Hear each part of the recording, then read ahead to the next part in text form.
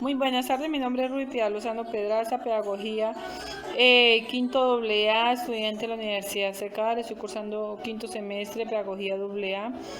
Hoy les vengo a hablar un tema muy importante que se llama el tema de la discapacidad. Como muchos sabemos que hay muchas personas que sufren este tipo de enfermedades, la discapacidad hoy en día nos afecta tantas limitaciones que no nos deja desarrollar infinitas actividades, infinitas cosas como seres humanos. Por eso, ¿qué es discapacidad? Pues hoy les voy a decir que la discapacidad es la falta o la limitación de alguna facultad física o mental que le imposibilita al ser humano o a la persona a desarrollarse normalmente en todas sus actividades. También hay que tener en cuenta que hay algunas discapacidades que nosotros las llamamos, le hago entre comillas, discapacidades. ¿Por qué? Porque estas no son discapacidades, sino que nosotros tal vez las consideremos como discapacidades, pero clínicamente no son discapacidades. Primero que todo les voy a hablar sobre cuáles son los tipos de discapacidades. El primer tipo de discapacidad es la discapacidad física. Esa discapacidad física es la que se encuentra o la que afecta toda la parte motora, toda la parte de movimientos del sistema humano, del cuerpo humano, es la que imposibilita caminar, mover un brazo, etcétera, cosas. Hablamos sobre la parte sensorial. En esta parte sensorial vemos que están expuestos principalmente los sentidos.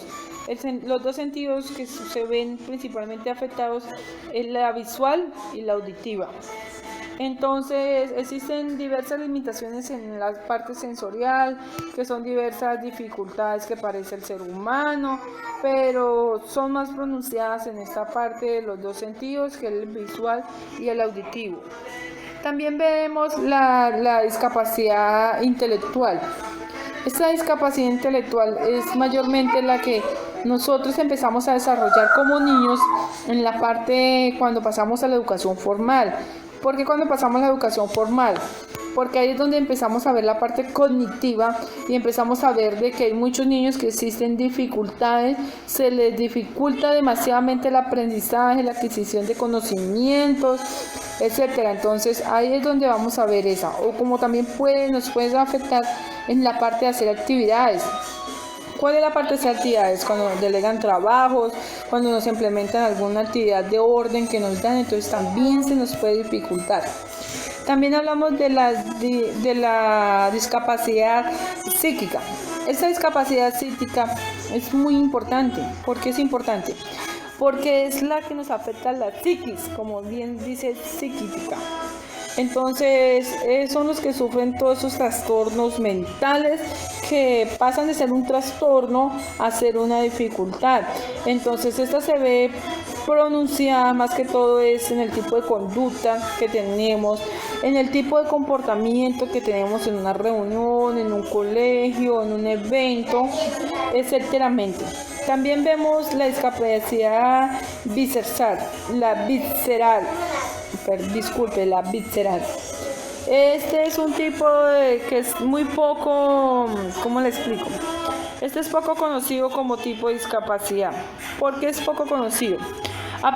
Porque aparece en algunas personas, en las personas que padecen algún tipo de deficiencia, puede ser una deficiencia en sus órganos, que la genera limitaciones en su vida y la participación en comunidades del sujeto. En caso en que puede generar, por ejemplo, la diabetes o los problemas cardíacos. Entonces, cuando una persona sufre con problemas cardíacos, de una vez es clínicamente, pues se le hace el estudio para ver si padece de esta discapacidad visceral. También tenemos en cuenta que existe la discapacidad múltiple. ¿Cuál es el tipo de discapacidad múltiple? Esta discapacidad es muy diversa, muy variada. Y antes de pasar al tema sobre los trastornos, quiero comentarles la última discapacidad que se me estaba pasando tan importante como la discapacidad del TEA. Esta discapacidad es un trastorno, llamamos un trastorno espectro, el trastorno espectro del autista. Se pensaba que era un trastorno, pero en sí no es un trastorno, es una discapacidad y es llamada discapacidad, esta discapacidad es la autismo. Entonces, ahorita sí pasamos a los trastornos. Estos trastornos no son identificados como discapacidades, pero en la mayor parte posible, nosotros que no tenemos tanto conocimiento o las personas que no tienen buen conocimiento de esto creen que son una discapacidad, pero en sí no son discapacidad. Entonces vemos el TDAH. Este es un trastorno que vemos muy recurrente en los entes educativos de nuestros niños y lo empezamos a ver y se empieza a ser pronunciado a partir de los 5 años. ¿Por qué a los 5 años? Porque es la etapa en que el niño pasa a hacer la transición y comienzan a ser evaluados por criterios de educación. Entonces ahí es donde empiezan a determinar que es un niño con ese trastorno que es por déficit de atención de hiperactividad. Entonces vemos muchos casos de que hay muchos niños que cuando son graves, o graves quiere decir que es un grado avanzado, entonces ellos son medicados. Como también vemos, estos tipos pueden ser producidos, o una de las grandes características que la podemos ver es de que los niños no acatan instrucciones, les gusta que les repitan las instrucciones, trabajan paso a paso, son muy persistentes, sus niños son muy constantes, también son unos niños muy pocos amigables. No significa que no sean sociables, son poco que son muy selectos en sus amigos, son de sentimientos, producen muchos sentimientos de ansiedad, como de tristeza. En diferentes ocasiones sufren de instrucciones que deben de ser concisas y detalladas, porque si tú le das una instrucción que no sea tan clara para él no es capaz de adaptar y de captarla y analizarla si no se la da especificadamente. Entonces son niños así. Entonces son niños que recurrentemente se demoran más en realizar una actividad, pero prefieren dejarla bien realizada. Como también vemos el trastorno del TEL. Este trastorno es un trastorno específico del lenguaje. Entonces ya ahí vemos las dificultades que padecen los niños cuando pasan a la etapa de educación, que es la educación formal. Entonces ahí vamos a ver que a ellos se les dificulta mucho la dificultad de articulación con los demás niños, con el docente, con los criterios de refuerzo escolar. Como también vemos la déficit en la producción de palabras, que no se les entiende claramente lo que ellos están pronunciando. También podemos decir que se puede referir también a la producción deficiente de oraciones. Un niño que casi no puede producir muchas oraciones, más implícitamente produce unas palabras muy cortas, pero no puede pronunciar oraciones a una determinada escala, que pueden ser largas o medianas, sino que puede decir solamente papá. Él no puede decir mi papá se fue de paseo o mi papá está en el trabajo. Se le dificulta mucho la pronunciar de oraciones. Son niños que también mejoran mucho su comprensión de emociones de otros. ¿Qué es la comprensión de emociones de otros? Ellos sí entienden claríticamente lo que el otro compañero le está diciendo o le está transmitiendo, pero su otro compañero no le entiende claramente lo que le está transmitiendo. Entonces, por eso es que vemos eso. Como también encontramos algunas alteraciones que también no son discapacidad. Estas alteraciones las vemos recurrentemente, son alteraciones también, son afectadas y que se empiezan a evidenciar en la época de la escolaridad. Por eso es que la época de la escolaridad es tan importante, que un niño asista a su grado de transición, que es donde más se le va a evaluar todas las habilidades que el niño tenga. Ahí es donde se va a dar cuenta qué dificultades padece y comienzan a su debido proceso de tratamiento en determinados casos, o en determinados casos vemos que los niños los mandan a trabajo social, que son unas terapias de lenguaje para poder avanzar su desarrollo. En esas alteraciones también vemos muchas dificultades que, por ejemplo, vemos las alteraciones en el aprendizaje escolar, como les venía diciendo, son las que afectan la lectura, la escritura y el cálculo, que en este caso el cálculo sería las matemáticas. Una de las principales características de estas en la parte de lectura es de que el niño no se le facilita leer textos o no se le facilita leer en voz alta, como puede leer en voz alta pero no puede leer en voz baja, y así mismo puede leer en voz baja y no puede leer en voz alta.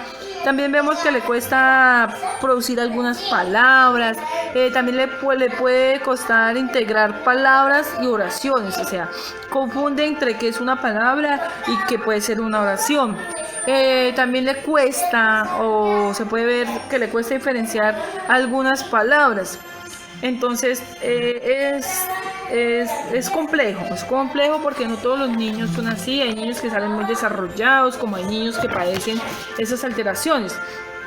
También vemos la de la escritura. En esta de la escritura los niños son que se les dificulta muchísimo o confunden la constante escritura con algunas palabras o algunos números.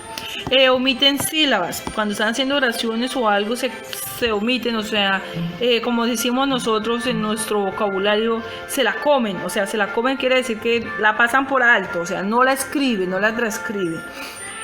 Omiten sílabas o palabras, como les estaba comentando. También vemos el caso en que intercambian. Por ejemplo, intercambian las palabras con las letras. Entonces, si están escribiendo alguna palabra, en vez de poner la P, ponen la T o ponen la D. Bueno, así. Voy rápidamente porque me está pasando mucho el tiempo. Entonces, vemos la parte de matemática. En la parte de matemática se les dificulta demasiado escribir los números. Algunos se les dificulta aprender la fase inicial de la matemática, que es la suma, la resta, la multiplicación. Son muy deficientes en esta parte. Les cuesta aprender qué es la mecánica de las operaciones. No pueden controlar. No pueden hacer sumas, no pueden hacer restas, se les dificulta hacer los cálculos que yo les decía aproximados. Eso se ven pero muy a menudo. Olvidan muy rápidamente las tablas de multiplicar, los números, se les dificulta porque ellos en su debido momento los aprenden, porque no es que no los aprendan, los aprenden, pero así mismo se les olvida, se les borra de su mente. Entonces, errores al transcribir. Hay muchos niños que padecen errores al transcribir números, principalmente. No son capaces de transcribir igualmente porque confunden algunos números con otros. Entonces, es eso.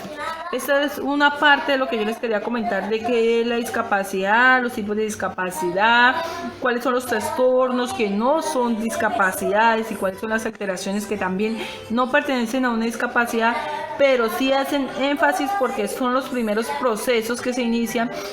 Un trastorno o una alteración son los primeros pasos para que pueda existir una discapacidad.